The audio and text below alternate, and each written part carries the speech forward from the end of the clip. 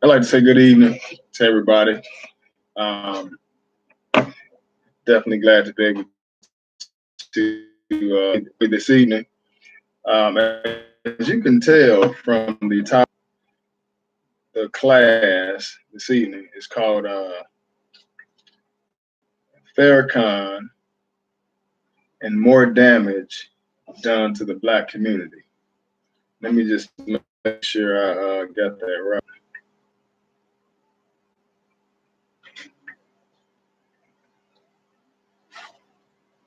Let's make sure I got that right. Yeah, Farrakhan and More Damage Done to the Black Community. One particular reason I wanted to look at this is because there's several people online that have different videos about the Nation of Islam and stuff like that. As far as that religion is concerned, and they mainly brothers, they worship or they look at Farrakhan as whatever he says to be golden.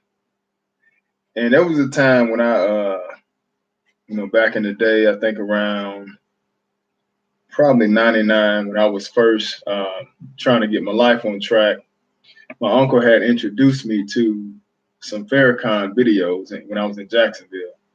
And, when I listened to him, I was amazed by, what he was saying. And it was, a lot of it was pro-black, um,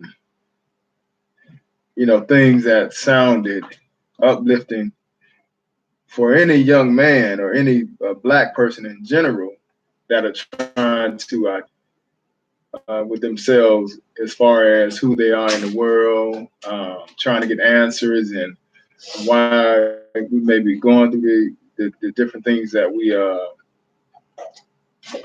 seem to come, that we seem to deal with. And also, it seemed like he had an answer for it.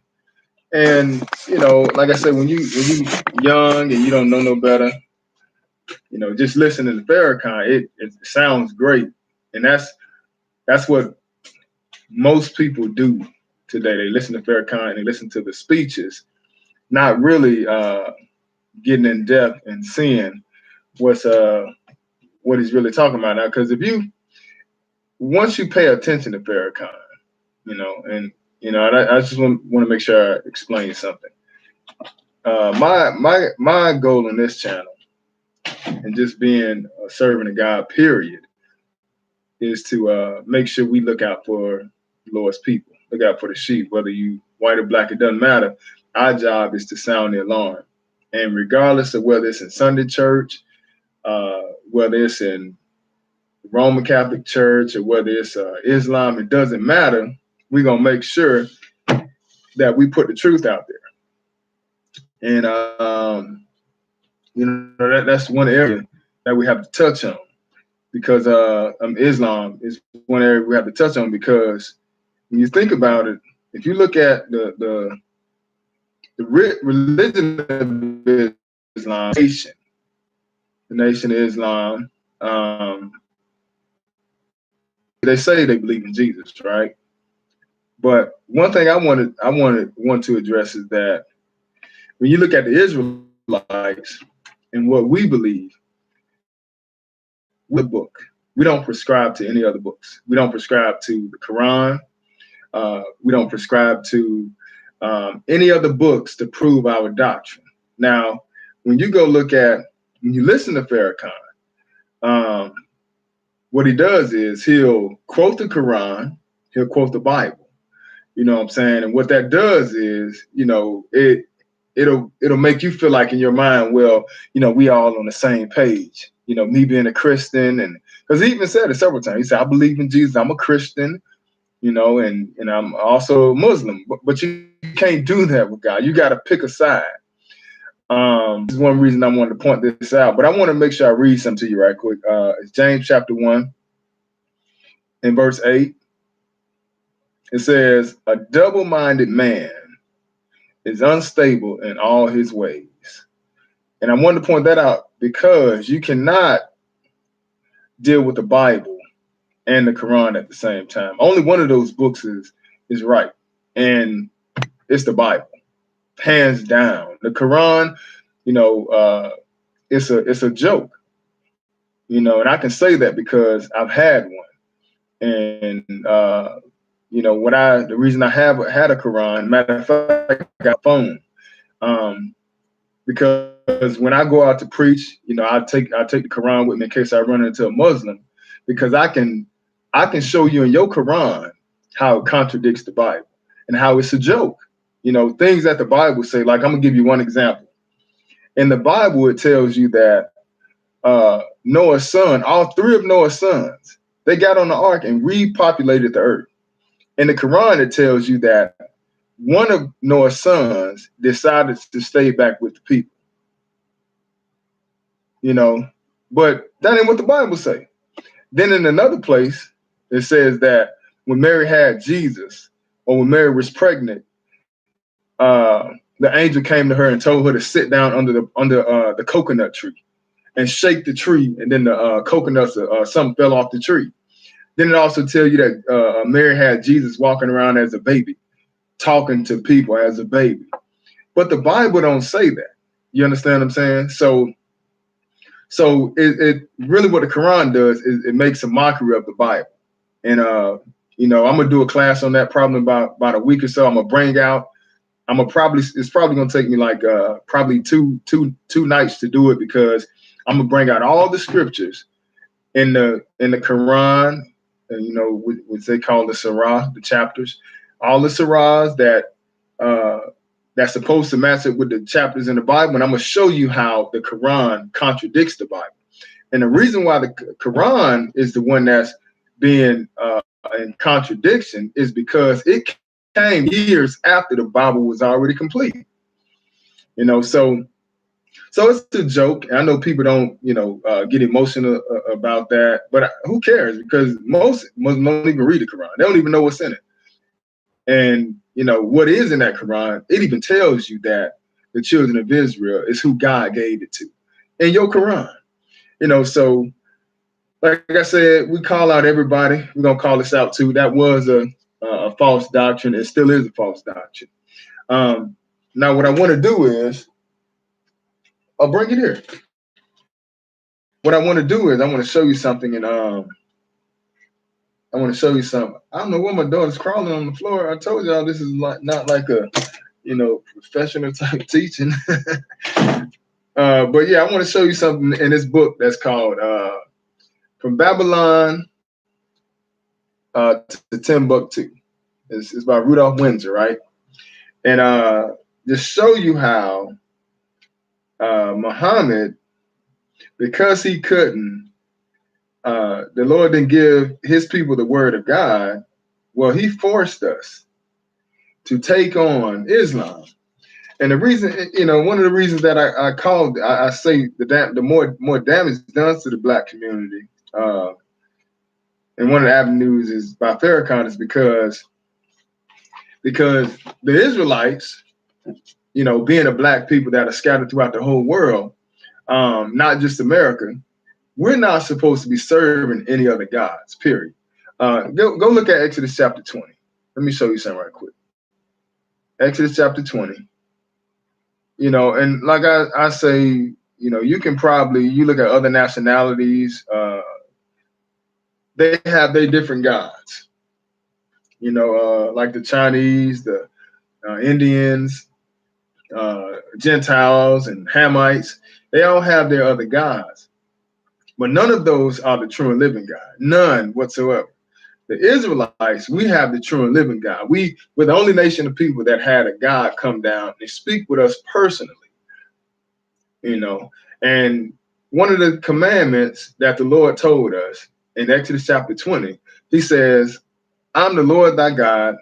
Well, verse 1, it says, and God spake all these words, saying, I'm the Lord thy God, which have brought thee out of the land of Egypt, out of the house of bondage. Because that's what was going on with Israel. We was in captivity. When the Lord came and delivered us out of that first Egypt, he brought us into the wilderness and explained to us or told us about these laws, statutes, and commandments that he wanted us to observe. But just pay attention to the first thing that he says here. He said, thou shalt have no other gods before me, no other gods at all. So what makes this bad for us is because we're not supposed to be even take. We're not supposed to take part in Sunday worship. We're not supposed to take part in any of these gods that belong to other nations. The only God we're supposed to be serving is the God of Abraham, Isaac, and Jacob. That's it. All right, but clearly there are other gods out here. That's why he said, thou shalt have no other gods before me, right? And the Lord told us not to do that. So when you come to get to Islam and you introduce this to God's people and we take part in this type of stuff, it makes it worse for our community because our plight is being put on us by God.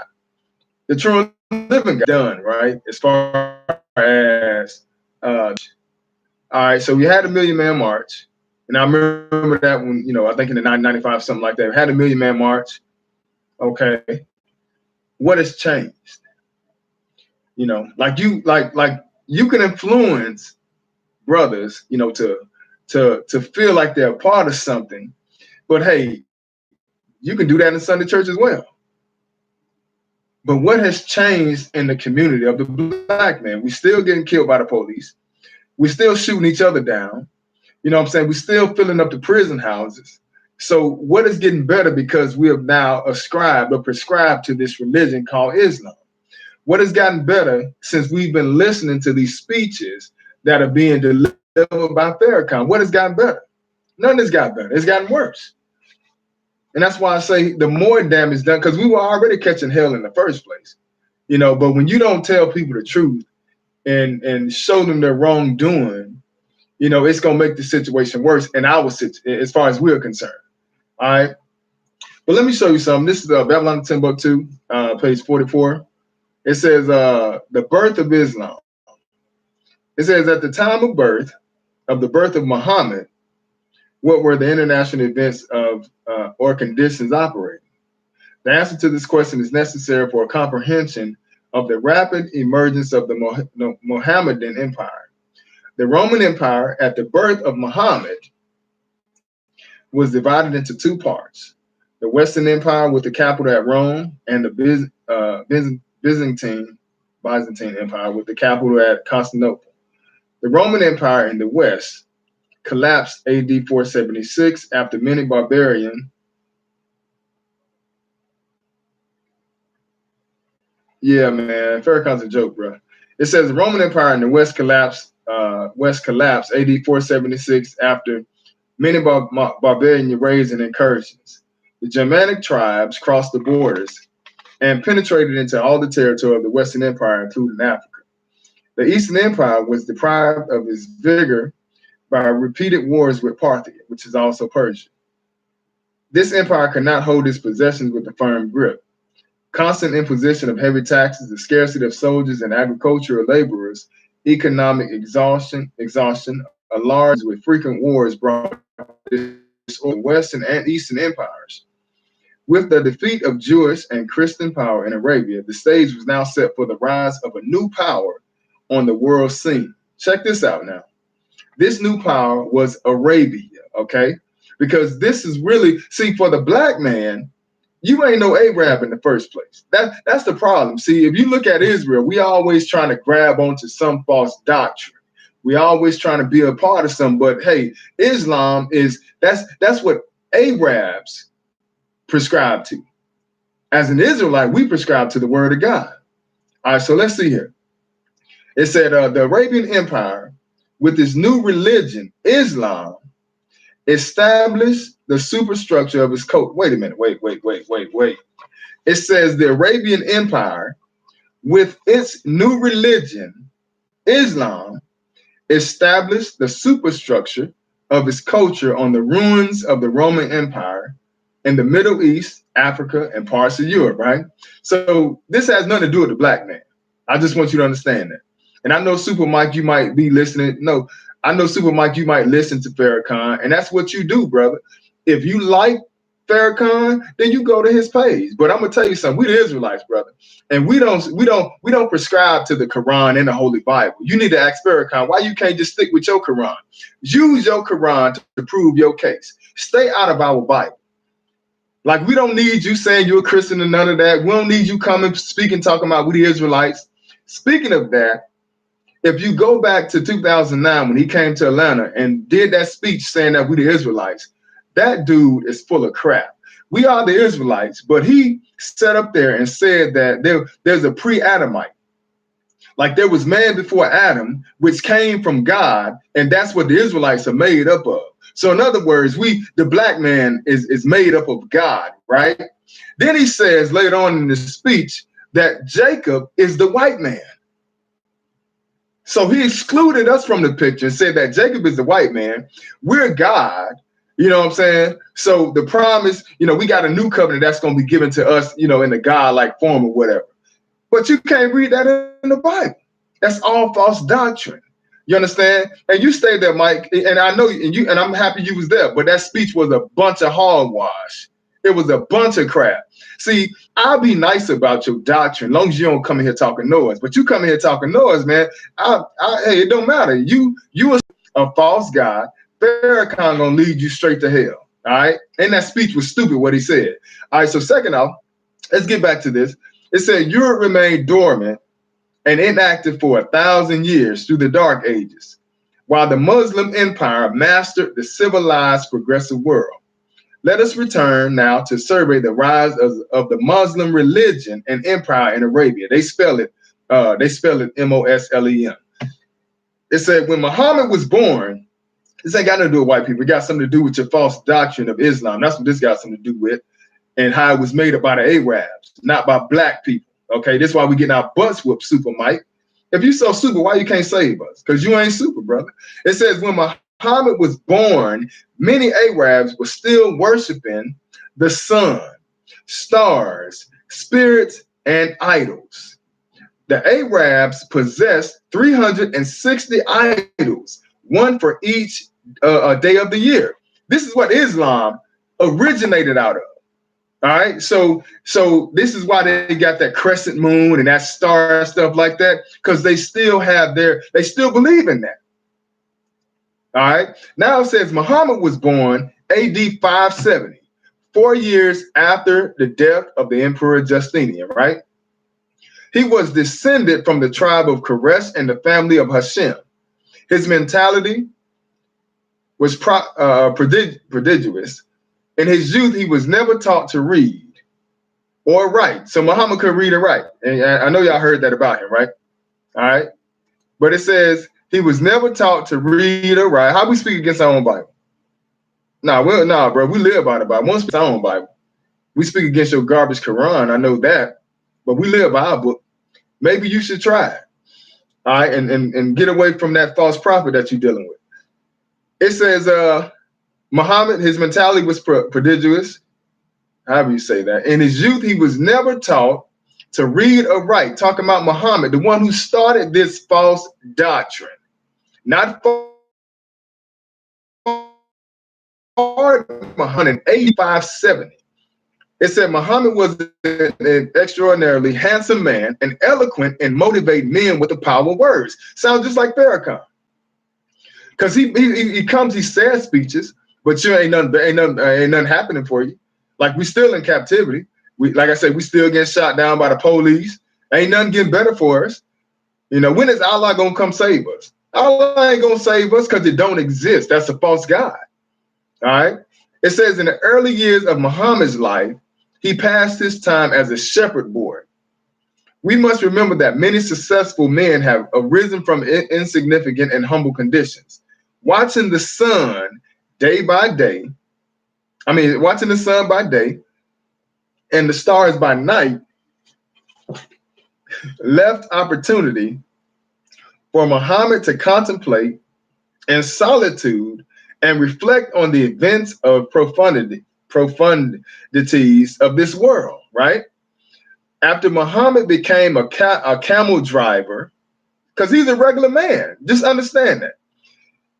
He traveled to remote and intriguing lands. He led his caravans to Persia, Syria, and Egypt, transacting business with merchants of every kind. On his business trips, he met Jews, Christians, and members of other sects. He interrogated them concerning the tenets of their religions. He frequented the environment of the Jews and their rabbis, mostly because they were merchants in an omnipresent ethnic group. Because he could not read or write, his ears were attentive and keen to everything that the Jews related to him. Where do you think you get? We ain't even done. Where do you think you get women covering their heads from? That come from the Israelites. Where do you think you get the priests wearing these nice garbs and stuff like that? Even with the Roman Catholic, all this stuff come from the Israelites. But not only did Herod take on the customs of the Israelites, because our forefathers, trained their forefathers to pick up our customs. Even the Arabs picked up the customs of the Israelites. Even the Bible tells us that God will let Pharaoh increase that. Listen, don't use our Bible Super Mike. Go into your Quran and show me what your Quran say. Guarantee it don't say nothing but garbage. Stay out the Bible, brother. Either you're going to deal with the Bible or you're going to deal with the Quran. But that ain't what we do here. We deal with the Bible 100%. We don't prescribe to no other book. And that's where you off at. This is where Farrakhan is off, because he like to go from the Bible and the Quran. You know why you go to the Bible? Because the Quran is full of crap. That's why. Run and tell that. All right, so now let's check this out. It said he said Muhammad, where he said his ears were attentive and keen to everything that the Jews related to him, right? Because that's what we showed him. He said Muhammad learned and extracted much from the Jewish religion and compounded it with his new religion, Islam. I'm gonna let you marinate on that for a second, Super Mike. See, we got to stop sitting up here listening to man. And when we talking about your salvation being on the line, you have to do a little bit more deeper research. I see all these different brothers online. One guy, I ain't gonna say his name, but they call him Brother Some X. Young guy that's trying to come up and trying to do some. But the point is, hey, he off too. All you're going to do is damage the black community even more. The only way we going to get better as a community, is to turn back to God and keep his law, statutes, and commandments. That's it. That's it. It ain't the white man's fault. It ain't the Asian's fault. It's God that's tearing us up because of our disobedience. And what? The Quran is the last book of the Bible. Man, get out of here with that. I'm about to block you because you're on some folly. I'm about to kick you off my page. That's straight stupidity. The Quran ain't got nothing to do with the Bible at all. And I'm going to bring that out in about a week or so when I show you how the Quran completely contradicts the Bible. But that's the problem with us. We can't worship other gods, and think that we're going to get away with it. We getting our butts towed up. It ain't nobody else's fault. It's our fault because we're in this predicament. Because we worship all these other gods. Islam is a religion of another God. And Farrakhan is the face of it in America and, in a lot of places throughout the world because we're looking for a leader. Israel always wanted a leader. Just like back in the day, we wanted a leader. We wanted a king, and Jesus was our king. But we wanted another king because all the other nations had kings. So, hey, Samuel to anoint Saul to be king. No, I ain't blocking you because you're telling you because you ain't dealing with no truth. You're lying. Ain't nobody running, brother. I'll give you my phone and we can talk. But the point is, you completely off, bro. Like the Quran has nothing to do with the Bible, so stop lying. That's the point. Don't. If you believe in Islam, don't try to bring your Bible and your book and put it with our Bible. Okay, just deal with your Quran, which is garbage. All right. So, but the point is that we looking for all these leaders, just like with and we'll deal with that too. Just with like I said, all the nations had their different kings and stuff like that. Our king was Jesus. We didn't need another king. We was good. Our king came and defended us and got us out of that captivity and stuff. But we looking at the other nations, we want to be like them. So therefore, the Lord had Samuel anoint Saul to be king. And this is what started us as Israel having kings outside of Jesus. Just like with us and these gods. We want to be a part of everybody else. We don't realize that we have the true and living God. So therefore, we want to serve all these other gods. We want to bring in Christmas trees and bow down to them. We want to worship the sun god. We want to worship the moon god. We want to do all this Ramadan crap. We want to take a voyage to Mecca and kiss the rock before we die. Listen, that's a bunch of hogwash. But it's not making anything better for us. We still getting jacked up. But let's finish looking at Muhammad. Let's see what else to say about him.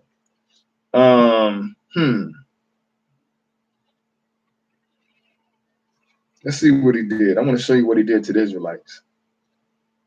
I thought I think I highlighted it.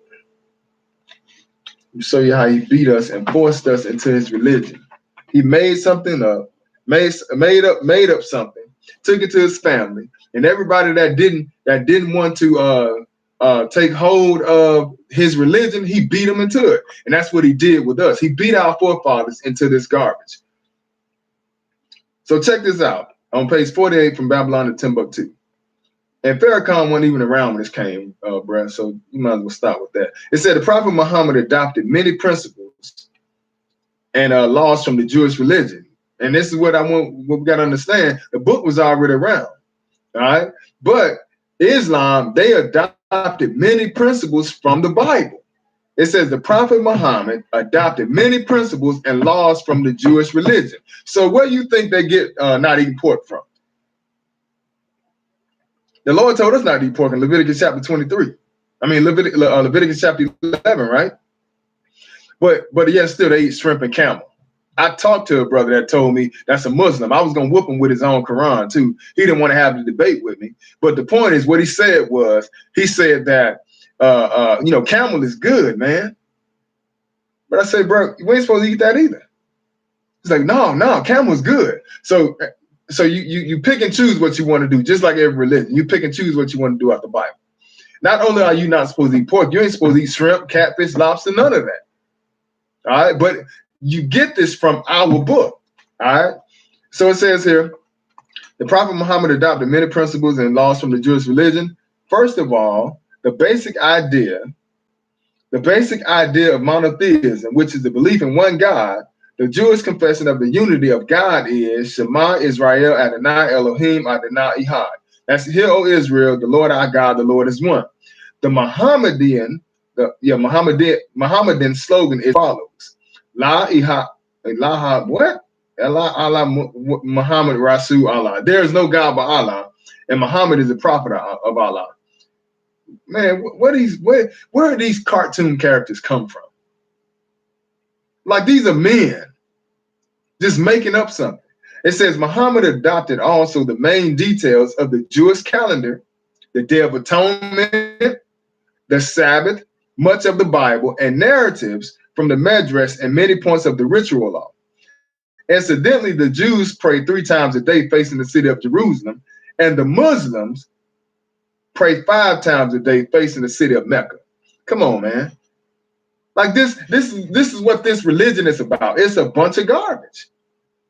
All right, so it says, trying his best, Muhammad sought to convert the Jews to his new. Wait, let me slow down. It says, trying his best, Muhammad sought to convert the Jews to his new religion, but to no avail.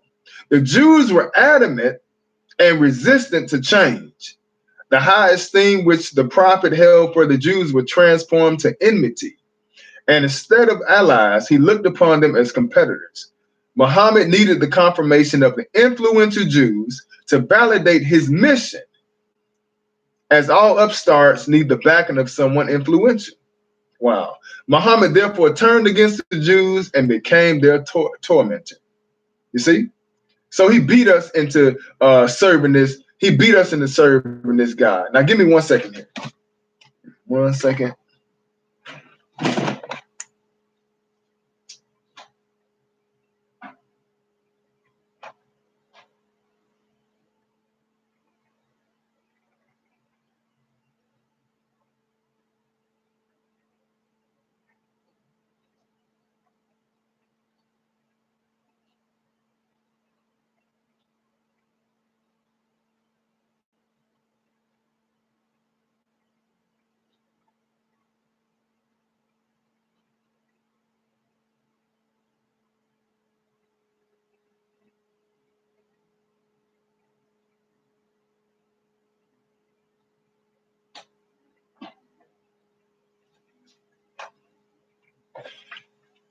All right, sorry about that. So yeah, so he beat us into serving his God. I'm gonna read that one more time. This is, like I say, this is from Babylon to Timbuktu, page 40. Goodness, let's see. Let's go back. 40. 40 in the page 48. It says, the highest thing. Well, I'm gonna just get to the last part. It said Muhammad needed the confirmation of the influential Jews to validate his mission because it was false doctrine that he made up. He couldn't read or write. You know what I'm saying? But he made. You go back and read this book on your own. You can order it online. But he made up a false doctrine. And then because we were the real people, which still are today, he beat us into serving his God, right?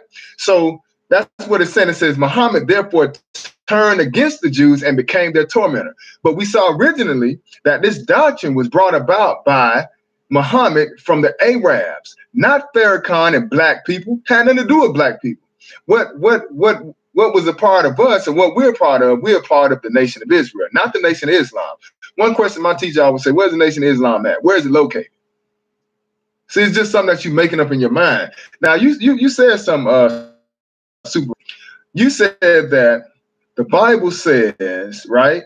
We're gonna look at this right now. We follow our Bible better than you. No, you don't. You only read your doggone Quran. Plus a Bible is a composition of our books, not no Quran. So you can just stop with that, brother. You said here, where is it at?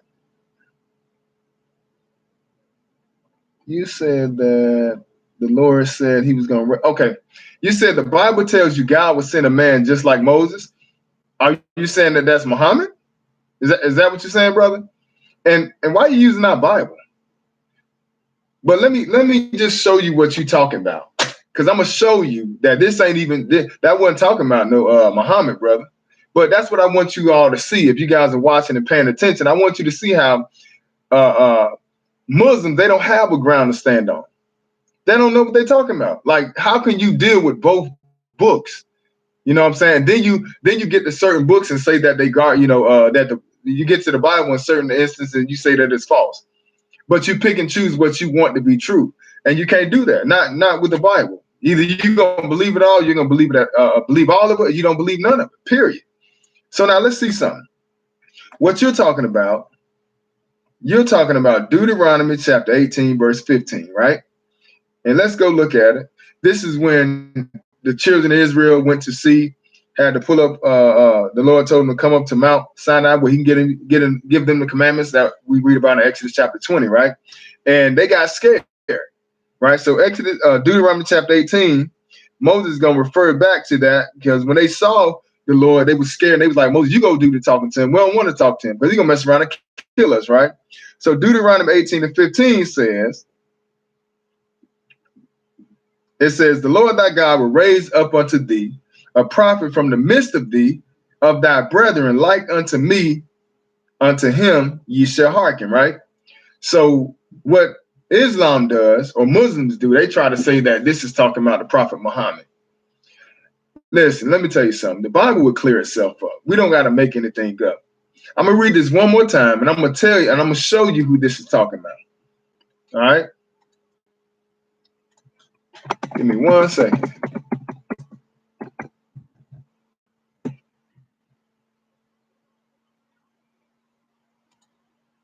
All right, so we're going to read this again, and then we're going to go to Acts chapter 7 and show you who this is, because this is why you got to have both the Old and the New Testament to prove your doctrine. Like, brother, if you say that this is Muhammad, or if the Muslims say that this is Muhammad, then why don't the Bible back this up? And if the Bible doesn't back it up, then it's false. All right, but we're going to show you what the Bible backs up regarding this particular comment. In this verse, it says in Deuteronomy 18, verse 15, this is where he gets this from. The Lord thy God will raise up unto thee a prophet from the midst of thee, of thy brethren, like unto me. So he's going to come in the same similarities as Moses. He said, unto him ye shall hearken. Now let's go to Acts chapter 7. Acts chapter 7. And let's see who this is actually talking about. Acts chapter 7. And we're going to pick this up let's start this around verse 36. Remember what we said. Remember what it just said, right? Gonna raise up a prophet like unto me of your brethren. Him shall ye hear, right? Him shall ye hearken. So Acts chapter 7, we're gonna pick this up at verse 35. It says, this Moses, whom they refused, saying, who made their ruler and a judge, the same did God send to be a ruler and a deliverer by the hand of the angel, which appeared to him in the bush. He brought them out after that he had showed wonders and signs in the land of Egypt, and in the Red Sea, and in the wilderness 40 years. This is that Moses was said unto the children of Israel, a prophet shall the Lord your God raise up unto you of your brethren, like unto me, him shall ye hear, right? So that's what we was reading about, right? All right, so now let's go a little further. Let's go a little bit further. What is going on with this right here? No.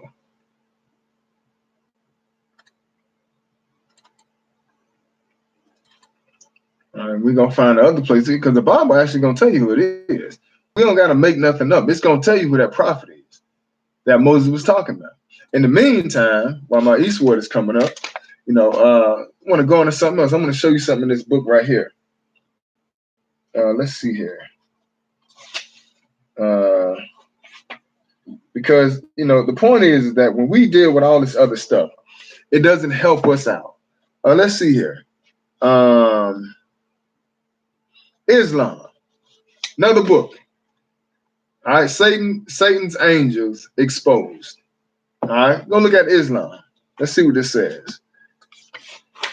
The birth of Islam. Muhammad was born in Mecca about 570 AD. Then we just read about him in this book right here called From Babylon to Timbuktu, because we're getting a witness to prove that this is garbage. Muhammad was born in Mecca about 570 AD into a poor family in a country that was 3/4 desert. Mecca derived profit both as a religious and commerce center for caravans traveling annually to South Arabia, right? Because this is where this originated from. It came out of Arabia. Has nothing to do with the Africans. If you want to say that's what we are, and saying even if you was African, it ain't got nothing to do with you. Like that wasn't us, but we ain't Africans. It has nothing to do with the Israelites. Put it that way. All right, none whatsoever. That has something strictly to do with the Arabs. That's why you think that. Why, if y'all all on one page, then why you have like a separate sect of Muslims? You got the Sunni, the Shiites, and all that type of stuff. Then you go to certain places, you got a certain race of Muslims. Then you come over here, you got a certain race of Muslims. You know what I'm saying? Because it's just the origin of it is Arabs. We just wanted to be a part of something like we always do. First off, we got forced into it.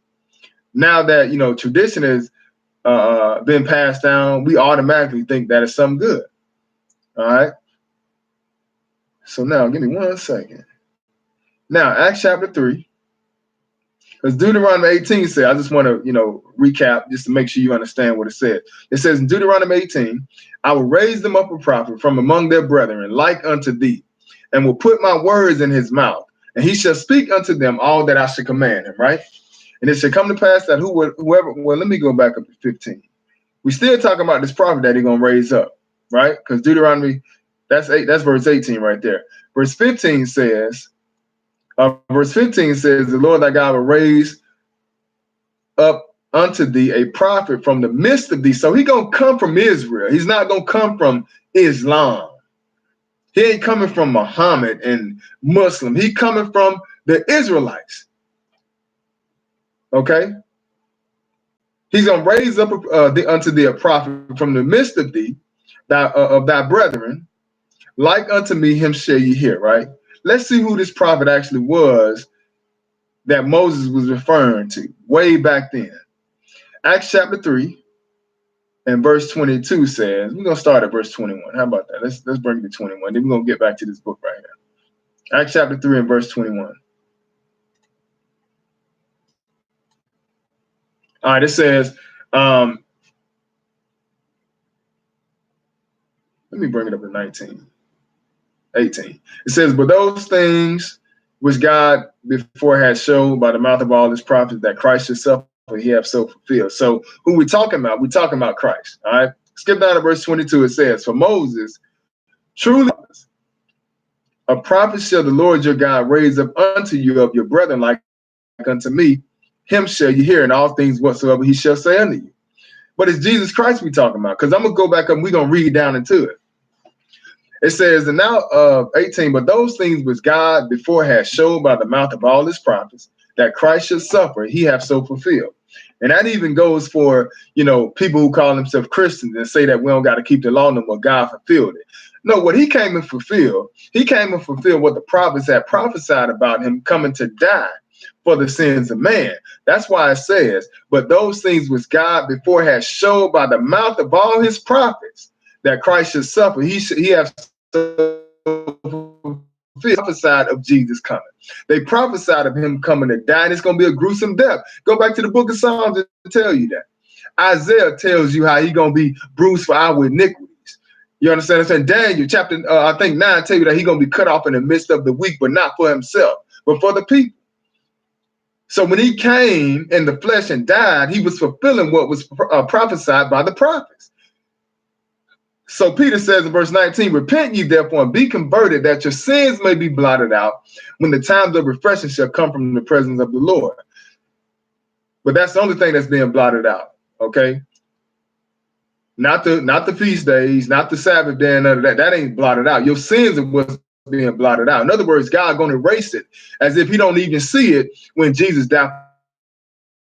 Then it says in verse 20, he shall send Jesus Christ, which before was preached unto you. But notice who we talking about. We talking about Jesus, right? We ain't talking about no Muhammad. That's garbage. We talking about Jesus. It said, whom the heaven must receive until the time of restitution of all things. Right? The heaven must receive Jesus until everything, you know, comes to fruition in this time. Which God have spoken by the mouth of all his prophets since the world began. Taking you all the way back to Moses. That's what Moses was talking about when he was telling you a prophet gonna come. And he's gonna be raised up from your brethren like unto me. He's talking about Jesus. That's why it says in verse 22, for Moses truly said unto the fathers, a prophet shall the Lord your God raise up unto you of your brethren, like unto me. You look at Jesus. He had to run from Herod, just like Moses had to run from Pharaoh. His parents had to get him out of there. You know, he gonna come back as the deliverer of Israel, just like Moses was the deliverer at that time.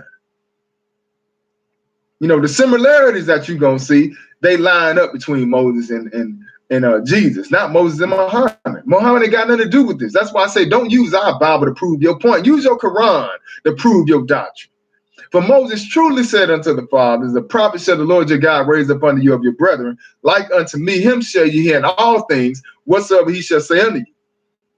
And it shall come to pass that every soul which will not hear that prophet shall be destroyed from among the people, right?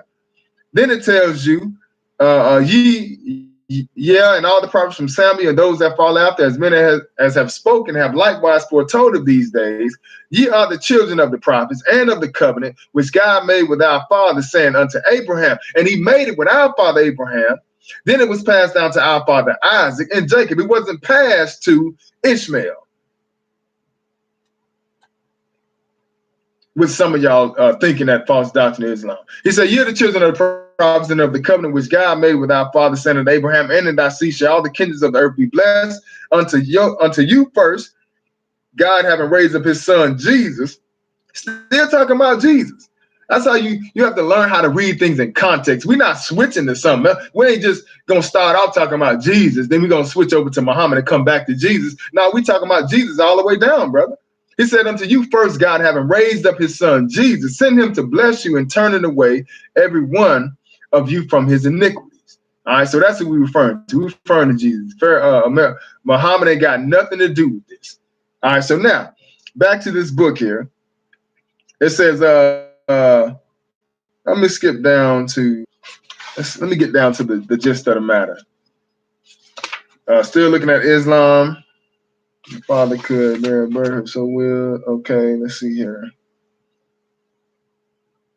Talking about Muhammad, it said, this was the climate in which Muhammad was born. His new religion, see, this is something that was made up by Muhammad, right? It says his new religion only slightly proved the lot of women. Muhammad himself had 10 wives. Other Muslims were permitted 4. The Arab of that day worshiped many gods of the sky, which they still do today. Like that's why they still got the moon, the crescent moon, and the stars, stuff like that, because they still worship it. He said the Arab of that day worshiped many gods of the sky, stars, and the moon, and even what they believed was sacred stones. And it's funny they got the got to go kiss that big rock, right? But the Lord even told us in Deuteronomy that He gonna send us into a place where neither us nor our fathers have known, and then we're gonna worship gods of wood and of stone. And that's exactly what we're doing. That's why I said what Farrakhan does, it does not help the black community. It makes things worse for us because that's a false doctrine. We have no business partaking in that type of worship at all. Only worship we're supposed to be partaking in is the worship of the God of this Bible. Let me show you something. Let's go look at something right quick. Let's go. I think it's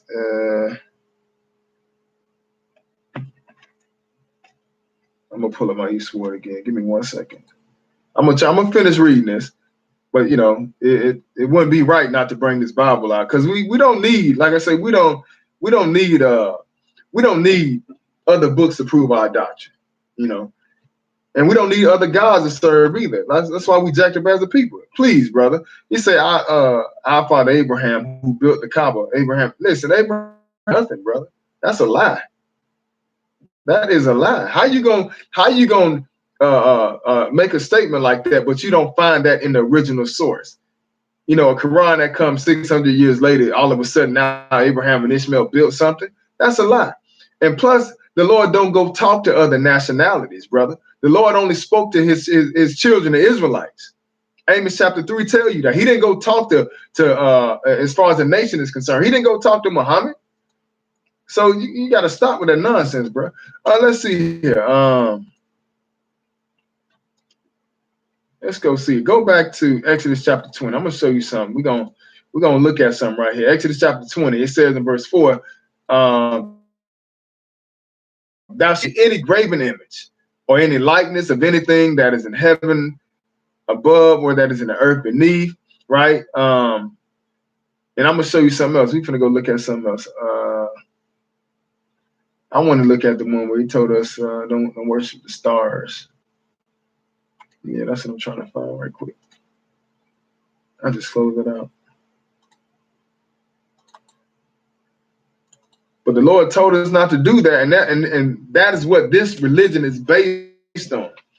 It's based on the moon. It's based on the star, worshiping of stars. But just because the speech sound good and thousands of years down the line, you think it don't matter, you think it's all good, just ask yourself, why do y'all still have the star and the crescent moon? Why is that still your image? Why is that still your sign? Because they still worship it.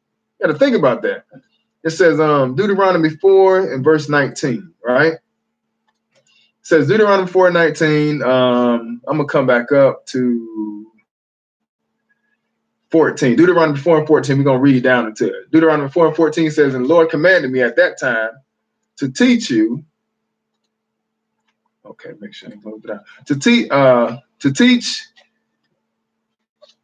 When did I start at 14? No commandment. Okay, yeah, 14. It says, and the Lord commanded me at that time to teach you statutes and judgments that you might do them in the land whither you go to possess it, right? Talking about us before we go into Israel. This is what to the land of Israel. This is what Moses is saying to our forefathers before we go into the land. He said, take ye therefore good heed unto yourselves, for ye saw no manner of similitude on the day that the Lord spake unto you in Horeb, the fire. That's fathers, the commandments. All right, so he said, take heed or pay attention to how when he came down, he didn't show you no images, right? He said, lest you corrupt yourselves and make you a graven image, the similitude of any figure, the likeness of male or female, the likeness of any beast that is on the earth, the likeness of any winged fowl that flieth in the air, the likeness of anything that creep on the ground, the likeness of any fish that is in the waters beneath the earth, and lest thou lift up thine eyes unto heaven, and when thou see the sun and the moon and the stars, even all the hosts of heaven, should be driven to worship them. and serve them, which the Lord thy God hath foundation of the whole heaven. So the point is, guess what? You ain't supposed to be worshiping this stuff. You're not supposed to take part in this stuff, Hebrews. And if you from another nation, you can receive salvation, but guess what? You can't serve this other stuff either, because it's only one true and living God. It's only one true and living God, and that's the one that He gave to us. This as a people, it don't do us no good. Like you cannot look at. Listen, first off, we don't need your love, and we don't care if you insult us. We're gonna insult you because what you're dealing with is false doctrine. We ain't looking for your love. So you guys, listen, Islam done had hundreds of years to make the community better. All this time to come out here and preach the truth, you know what I'm saying? But yet and still, it ain't been done. Only thing that's been done for us is that we've been continually lied to. Our condition has gotten worse and worse. So when we come up and the Lord pours out a spirit on us and we find out that we are the children of the Bible, we're not looking for no sympathy. We ain't looking for empathy or none of that. We're looking for turning back to our God, and we're going to sound this alarm that Farrakhan, what he preaches is garbage. That doctrine of Islam is straight garbage. Muslims, straight garbage. That has nothing to do with the God of the Bible. So listen, brother Super Mike, I don't need you to love us. We don't care if you insult us. When it's all said and done, we're going to see who God is going to stand up and fight on our behalf. I guarantee you that moon God you got ain't going to do nothing for you. That's the whole reason God came through Egypt and tore Pharaoh and his gods up. All right, so it says here, Muhammad himself had 10 wives. Other Muslims were permitted 4. The Arab of that day worshipped many gods of the sky, stars, and the moon, and even what they believed were sacred stones. Check this out. The center of the stone reverence was in Mecca. A square structure of stone in Mecca became their holiest shrine in the world. It was called Kaaba, which means cube. Wow. It has been... This is funny right here, y'all. It said it has been rebuilt time. Your guy wasn't good enough, so you tore him down and build him back up, eh? He said it's been rebuilt about 10 times. Isn't that something, man? It's just like Sunday Christmas, grabbing that Christmas tree, bringing it in the house, decking it silver and gold. When you get done with it, you put it in the fire and burn it. And then you bring it back, go get you another one next year and bow down to it again. And whether you know it or not, listen, most of your doctrine is based on the Roman Catholic Church because you believe you're going to heaven just like them when you die. And I can show you that. It said it has been rebuilt, talking about the cobblestone, which y'all go worship, has been rebuilt about 10 times. They believe the first cobble was erected by angels from heaven, the second by Adam, the third by his son Seth, the fourth by Abraham and his son Ishmael, by Hagar. That's what they believe, but you can't read that in the Bible nowhere. It says the 8th was built in Muhammad's lifetime in 605 AD. The 10th, but first off, it says they believe that Abraham built this. They have no proof of this, right? Because it's false. It says the 8th was built in Muhammad's lifetime in 605 AD. No, the religion of Islam, dude, brother. I ain't talking about Farrakhan. I'm talking about the religion of Islam. The basis of Islam, they believe that you're going to heaven when you die, and you're going to get 72 virgins with swelling bosoms. That's the origin of your belief, brother. That's why you need to do a little more research and stop following Farrakhan, and stop following the religion because it looked good, because the man sounds good. Okay, it's false doctrine. All right, so it says the 8th was built in Muhammad's lifetime in 605 AD. The 10th is the 10th. This rock done been rebuilt 10 times. The 10th is a square structure now visible today in Mecca. It was into this climate that Muhammad entered the scene. When he was about 25, a prosperous Meccan widow employed him as her agent in a caravan to Syria. She was so pleased with his success that she married Muhammad. With an added leisure, he was now able to visit cave, a cave on Mount Hara, Mecca, whatever. This is all garbage. Let's see here. It says the Kaaba contains several statues representing gods. One was called Allah, the up one. That's what it says, the up one, a tribal god.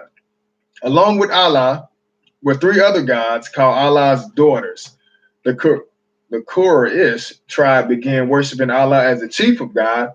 He was presented to the Meccans as the Lord of their soul. See, false doctrine. Muhammad was illiterate, as we saw in the other book. He was illiterate as a young man. He could not read nor write. Muhammad became friends with his cousin, Nafal, who was well acquainted with the scriptures of the Hebrews and Christians. In fact, during Muhammad's lifetime, there were many Christians in Arabia. Muhammad frequently visited Medina, where his father had died, and there met many Jews. As Muhammad approached 40, he became more observant in religion. He was dismayed at the many gods of the Arabs, their constant tribal warfare, their loose morality, and their political disunity. These factors influenced him in starting a new religion that had only one God. You see it? How's this man going to start this new religion? God ain't talking to him and tell him to do nothing. First off, the Bible that belongs to the Hebrews, that's not a religion in the first place. That speaks about history. Our belief, we believe in the Bible. We believe in Jesus that came to die for the sins of all mankind.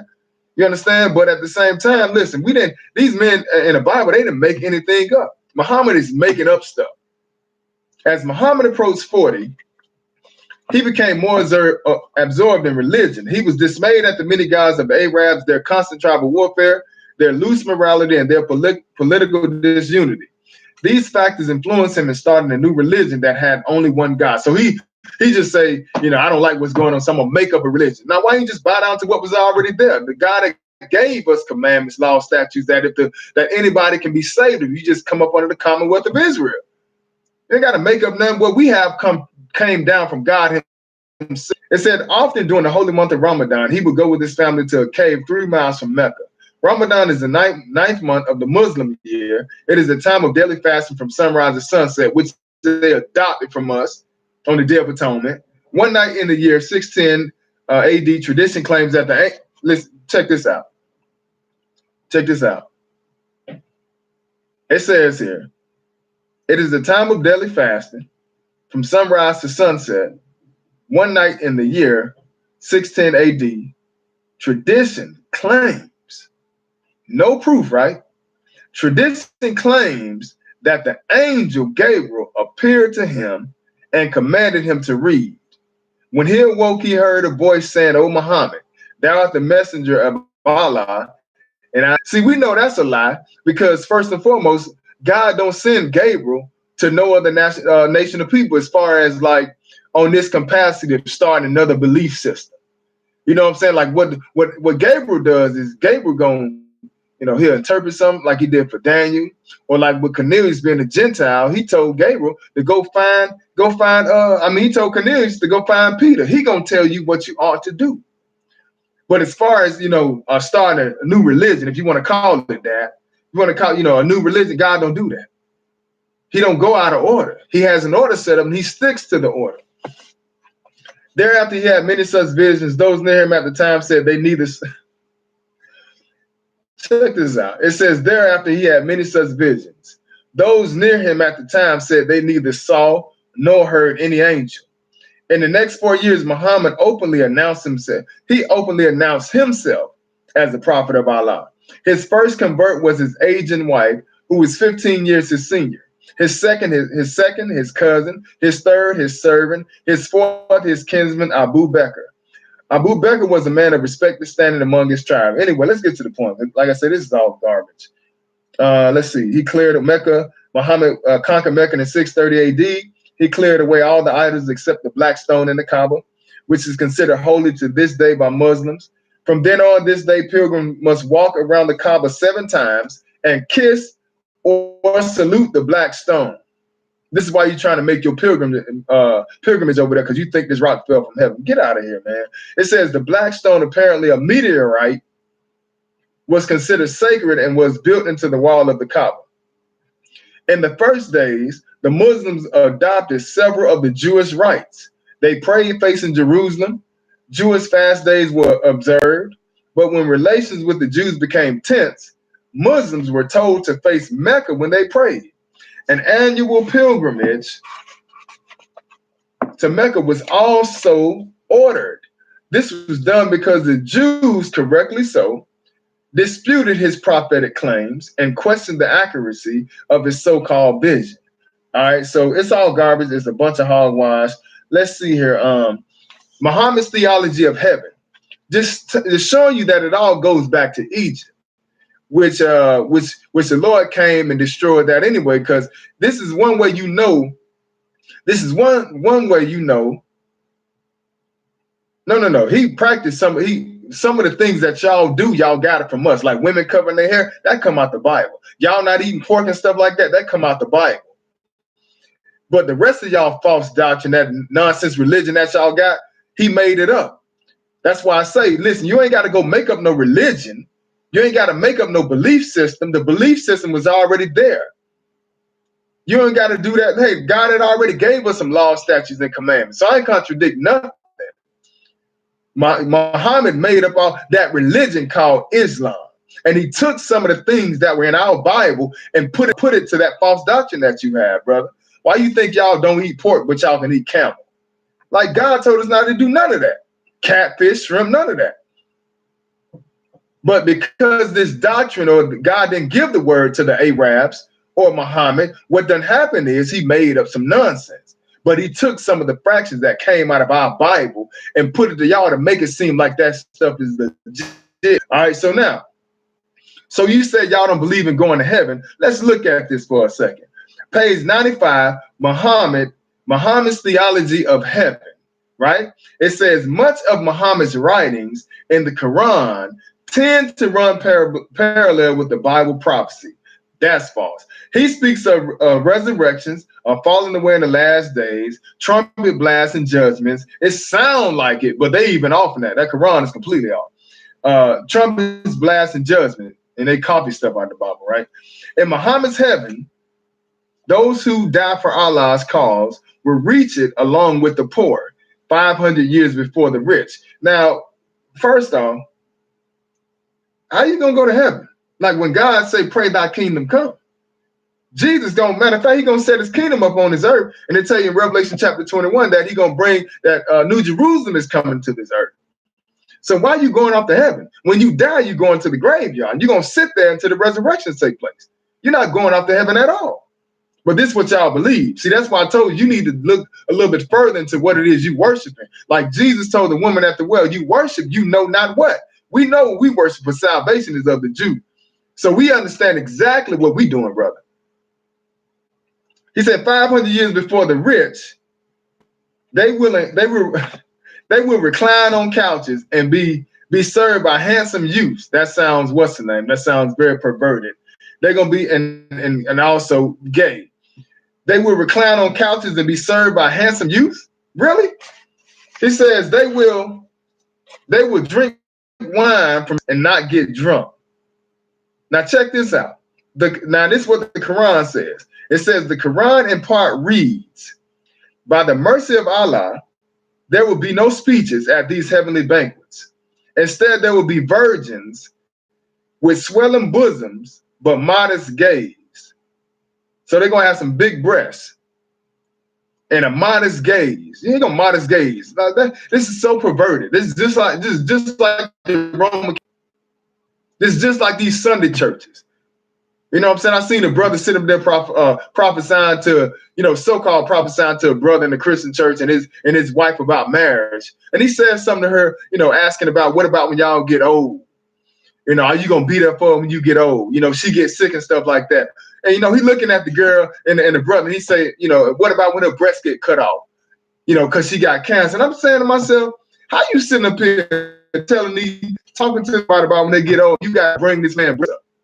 But that's the mentality of these, most of these Sunday churches. It's just all on pervertedness and wickedness. So they're going to have some handsome youths serving y'all, right? Then you're going to have some women up in heaven with some swelling bosoms, right? It said each blessed male will have 72 of these for his reward. And neither age nor weariness nor death shall mar the loveliness of these maidens or their comrades. Bliss. Man, get out of here. This is straight garbage. Now, let me show you something. This is what I want to say for last. All right. Because we think that, because we over here, we done arrived so-called with money and stuff like that. Listen, you still a nigga. And don't nobody give a doggone about you in this country, even the Islam, even Muslim. Notice what that says.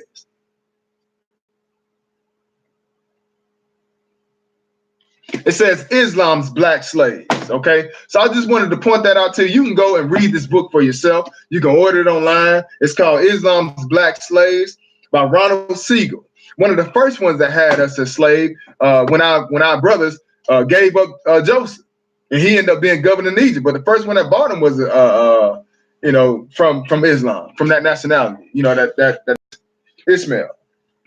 And they was a part of the slave trade as well. They had a lot of us in captivity. But Farrakhan don't talk about that. See, you can't out of your mouth sit up here and say that we Israelites and all, you try to make us be Muslims. It don't work like that. That only hurts us. That only makes it worse for us, because what we should be doing, we should be turning back to God. Go to Jeremiah chapter 17. Like I said, in about a week or two, I'm gonna bring out the Quran and the Bible, and I'm gonna show you how they completely contradict one another. It's probably gonna be two different nights that I do it, because it's like several in the Surah and several in the Bible chapters that are contradicted by the Quran, and I'm gonna show you that. All right, so now let's see here, Jeremiah chapter 17, because when it all boils down to it, most people believe these different. Now Islam ain't got nothing to do with us, brother. People believe this stuff because of man. And notice what the Lord gonna say about man. Jeremiah chapter 17, and this gonna be it. And if you want, you want any information on those scriptures and those things that come out of the Quran, how they contradict, shoot my email or contact me on this page, and I'll send you a copy of it. Matter of fact, let me show you something right quick. Well, yeah, when I do it, I'm gonna bring out all of them. So it's probably gonna be like 2 or 3 hours that I'm gonna have to do it. But I'm gonna show you all the different things that are in the Quran, how they contradict the Bible. And really, what the Quran does, it makes a joke out of the Bible. Just like everybody make a joke about what it is we believe and stuff like that. When it comes to us being the children of God, it's hard for the world to believe. So with that Quran, which is not holy at all, it just made it. You go inside of it, it just makes a joke out of the Bible. But Jeremiah 17 and verse 5, it said, "Thus saith the Lord, cursed be the man that trusteth in man, and maketh flesh his arm, and whose heart depart from the Lord." So I wanted to do this to point out that, listen, just because people sound good, just because people talk good and give you these long, fair speeches and stuff like that, that don't mean they following God. Farrakhan ain't done nothing. Main thing he did, he'll lead you. It's like when you searching for truth, you're trying to get some answers. Okay, it'll calm you down a little bit. For some brothers, it doesn't calm people down. But listen, it don't stop right there. That's like when I first heard it in '99, I was like, man, this guy's smart, man. This guy's smart. I liked him and stuff like that. And then in 2009, when I'm searching, trying to come into the truth, and East Atlanta and did that, who are the real children of Israel? Like, he just sat up there and just lied on the Bible. He didn't go to Deuteronomy chapter 28, 1-6. They ain't even deal with that stuff to show what's going through on slave ships. He still tried to magnify the Jews and make it seem like they're righteous people. Matter of fact, it's online. Go back and look at it. 2009, who are the real children there? I just listened to it again a few weeks ago, and it was straight buffoonery. But he said, "Thus saith the Lord, cursed be the man that trusts the man and make flesh his arm, and whose heart depart from the Lord." Right? So now let's see here. I think that's it on that. I wanted to point out something else, but I ain't gonna do it right now. I want to go ahead and end this, and I'll be looking forward to nah, brother. I didn't find out who the children of Israel were because of Muhammad at all. I saw my Bible. I was searching. I found my brothers in the street preaching, bro. That's how I found out. Elijah Muhammad had nothing to do with this. If you leave it to Elijah Muhammad, you go back and look at his videotapes back in the day. He wasn't saying nothing about this. He was calling the white man the devil and stuff like that. But Farrakhan wasn't talking nothing about this. It wasn't until 2009 when Israel started to wake up that he wanted to try to grab a hold of the movement and try to calm it down, just like the pastors put you in place, to kind of, go ahead and calm your people down. But it ain't working because this is something that God has control of. This is something that God is doing. He's waking up his people. So Farrakhan ain't got nothing to do with this. Muhammad had nothing to do with this.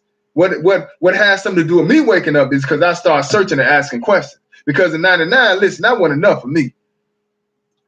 It wasn't enough for me. Like I heard the speeches coming up as a kid. I keep hearing speeches.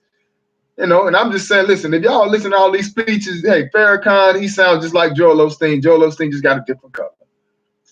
Ain't nobody got no solution. Your solutions are in the Bible. That's where your solutions at. All right. And Brother Mike, I pray you get some understanding, bro, because you are completely lost. And we're going to bring it out. When I bring out that Quran, that false Quran, and show you how it contradicts the Bible. But once again, the different places that I looked at tonight with Satan Angels Exposed, you get that book. That's by I think his name is Salem Kerben. Babylon and Timbuktu. That's by Rudolph Windsor. Look at some different articles about Islam and also Islam's black slaves. When I come back in a few nights, about a week or so, I'm gonna actually go into this and show you the treatment of black people by the Muslims. To show you that, listen, that's not us. Those are not our people at all. Isaiah 42 and 22. This is what I wanted to bring up. I have forgot. Isaiah chapter 42 and verse 22. Isaiah 42. Matter of fact, before we do that, Isaiah 3, and that's going to be it. 1 and 3. And Isaiah 1 and 3 says, the ox know his owner, and the ass his master's crib. Talking about an ox, a stubborn animal. He know who his owner is, right? Then it say the ass, talking about his donkey. He know how to find his master's house. Not know. My people do not consider. We want to be a part of everything but who we are as the children of God. We are the Israelites. We're not Ishmael. The covenant wasn't given to Ishmael, it was given to our father Isaac. We're not no Muslims. We are the Israelites according to the Bible. That's not a religion, even though if you want to say we religiously practice the Bible, but that's not a religion. That's our nationality. And inside of our nationality or our nation as being a people, God has given us laws, statutes, and commandments, a way of life to preach to all the sons of Adam. And that's what we do. So I pray that somebody got some more understanding. Jesus' name.